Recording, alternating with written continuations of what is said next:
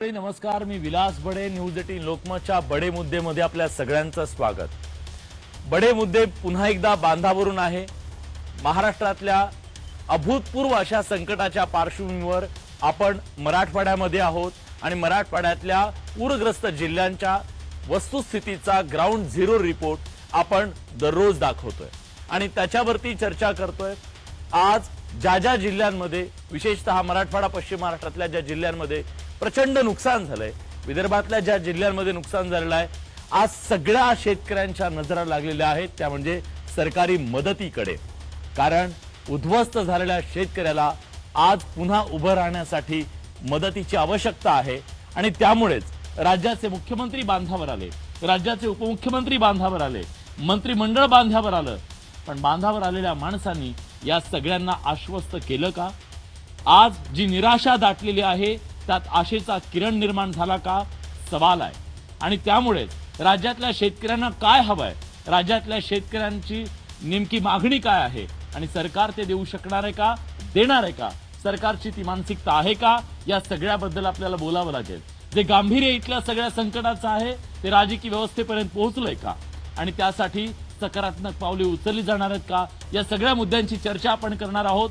आजच्या बडे मुद्देमध्ये आपल्या सोबत मान्यवर पाहुणे असतील. आपल्या सोबत शिवसेना उद्धव बाळासाहेब ठाकरे पक्षाचे खासदार ओमराजे निंबाळकर असतील, माजी मंत्री शेतकरी नेते बच्चू कडू असणार आहेत. आपल्यासोबत भाजपचे आमदार सदाभाऊ खोत असतील, सत्ताधाऱ्यांची बाजू ते मांडतील आणि कृषी तज्ज्ञ उदय देवळानकर सर सुद्धा आजच्या या बडे मुद्द्याच्या चर्चेत असतील. आणि माझ्या सोबत असतील हे सगळे शेतकरी जे आज आपल्या भावना सत्ताधाऱ्यांपर्यंत पुन्हा एकदा पोहोचवण्याचं काम करतील. आणि त्यामुळे परंड्यामध्ये आता आहे जे परंडा, भूम परंडा खऱ्या अर्थानं धाराशिव मधल्या सगळ्या या नुकसानीचं केंद्र बनलेलं आहे.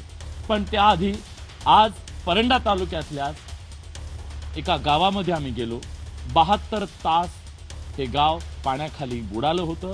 आज जेव्हा गाव बाहेर आलं तेव्हा अशा जखमा होत्या त्या गावावरती, ते गाव कधीच विसरू शकणार नाही. एक पाऊस माणसांना, शेतकऱ्यांना कसा मुळात सकट उखडून टाकू शकतो याचं उदाहरण म्हणजे या गावातल्या या आक्रंदत जाणारा आक्रोश आणि या सगळ्या कथा कहाण्या.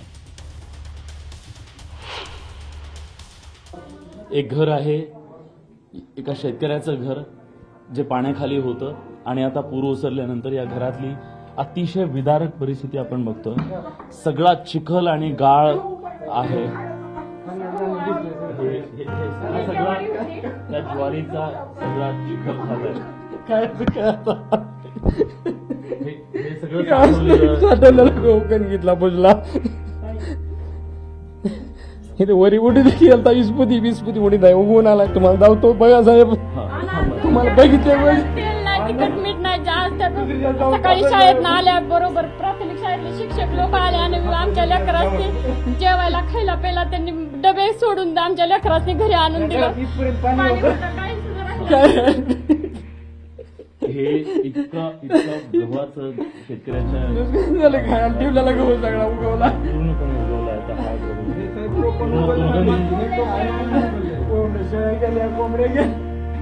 काय राहिलं नाही. सगळी आणि खाली ज्वारी ज्वारी आहे. ज्वारीचा बघा येतो तुम्हाला आजी आहे.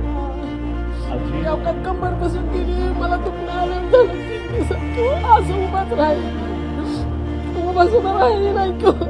आज ती परिस्थिती झालं वाटलं. उडी भाव नाही म्हणून उडीत ठेवला वर, उडीत उगून आला, उगून आलाय. लय बेकार कोंबड्या गेल्या 100. मी म्हातारी म्हणून आपल्या कोंबड्या शाळे केलेले होते. एक बोकड मोठ्या गाव चारून ठेवला, ते बोकड मी केलं वाहून. कोंबड्या गेल्या 100 वाहून. काय करायचं आपण म्हणायचं, सुंदीत राहण्यासाठी आपण तेवढं सांभाळावं, चांगलं आपल्याला तेवढंच काहीतरी होईल म्हणून. या आजीची प्रॉपर्टी होती, या आजीची प्रॉपर्टी होती कोंबड्या, शेळ्या, त्या सुद्धा सगळ्या वाहून गेल्या. आणि म्हातारपणाला आपल्याला आधार म्हणून त्यांनी त्या शेळ्या कोंबड्या केल्या होत्या, त्या सुद्धा सगळ्या वाहून गेल्या. शाळेला 2-3 म्हणून काय करायचं लेकासून एकच लोक मला तेवढाच अन्नधान्याचा असा चिखल व्हावा, इथं केवळ अन्नधान्याचा नाही, या माणसांच्या आयुष्याचा सुद्धा चिखल झाला अक्षरशः. आज 3 दिवस झाले, आता पाणी इथलं ओसरलं 72 तासानंतर, आणि ही माणसं जेव्हा घरात आली तेव्हा ही सगळी परिस्थिती दिसली. मी इथं उडीद सुद्धा यांनी ठेवलेला होता, भाव नाही, उडदाला भाव नाहीये, उडीद घरी ठेवला आणि तो सुद्धा उगवून आलाय. शेतकऱ्याची जमापुंजी असते ते म्हणजे त्याच्या घरातलं धान्य, पण या महापुरामध्ये घरातलं सगळं धान्य संपलं. आज हे माणसं खाऊवर जगतायत. त्या खाऊवर, ज्या शाळेमध्ये लहान मुलांसाठी खाऊ दिला जायचा, त्या खाऊवर आज शेतकरी जगतोय. जगाचा जो पोशिंदा आहे, जगाला जो जगवतो, तो आज कुणाच्या तरी मदतीवर, 4 घासावर, भातावर आणि खिचडीवर जगतोय. आज त्या शेतकऱ्याच्या घरातलं धान्य वाया गेलं, त्याचा आक्रोश तुम्हीच ऐका. 20 पोती उडीद होता, 5-7 हजार रुपये क्विंटल एकच होता, तर 15 क्विंटल झाला असता, 1 लाख रुपयाचा उडीद झाला असता. निम्मा उडीद आणि शेतातच ती वाहून गेला शेतातला वाहून गेला सगळा, कांदा नासून गेलं, काय सगळं वाटोळ झालं, ह्या सगळ्या काय राहिलं नाही बघा. खरं तर हे शब्दात व्यक्त करता येणार नाही, एवढं मोठं दुःख आहे. कारण काय या सुद्धा राहिलं नाही, प्रपंचाची सगळं सगळी काही राहिलं घरात, तर काय राहिलं नाही, सगळं हा, काही एक कण सुद्धा राहिला नाही घरात. सगळ्या घरात डोक्याच्या वर पाणी होतं, हा. हो पूर्ण स्लॅबच्या वर पाणी होतं. त्या प्राथमिक शाळेतल्या गायकवाड सरांनी, शिंदे सरांनी आम्हाला पोरासनी घर बघायला नंतर पाणी आणि चिखल बघून त्यांना डबा आणलेला घरी आणून दिला पोरासनी. सगळं वाटोळं झालेलं. काय सांगू तुम्हाला. रडू नका. माणूस एवढा अगतिक आज झालाय या निसर्गाच्या कोपाच्या पुढे शेतात लय वाहून की गेलं, त्याला- वाहून गेलं. त्याला त्याच्या भावना सुद्धा शब्दात व्यक्त करता येत नाही. गहू भिजला, ज्वारी भिजली, पीठ भिजलं, डोळ्यात अश्रू. ते काय राहिलं नाही. दुसरीचं नाव आणि खाते कंठ बंद दाटून आलं. झालं. नाही व्यक्त होता. काहीच एवढं सांगू शकत नाही किती गेलं ते. काहीच राहिलं नाही, शेतात राहिलं नाही, घरात राहिलं नाही, अंगावरची कपडे दुसऱ्याची घालून आलोय सकाळी. त्यांचे कपडे सुद्धा वाहून गेले. कपडे सुद्धा वाहून गेले, दुसऱ्याची कपडे घातले ते अंगावरचे.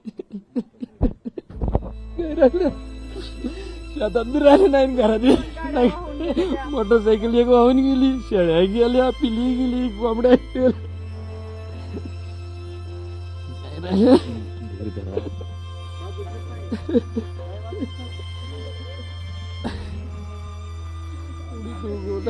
हा, तुम्ही तिथनच मागे चालला होता. नाही, बॅटरी संपली म्हणून, पण तुम्हाला खरं वाटलं नसतं.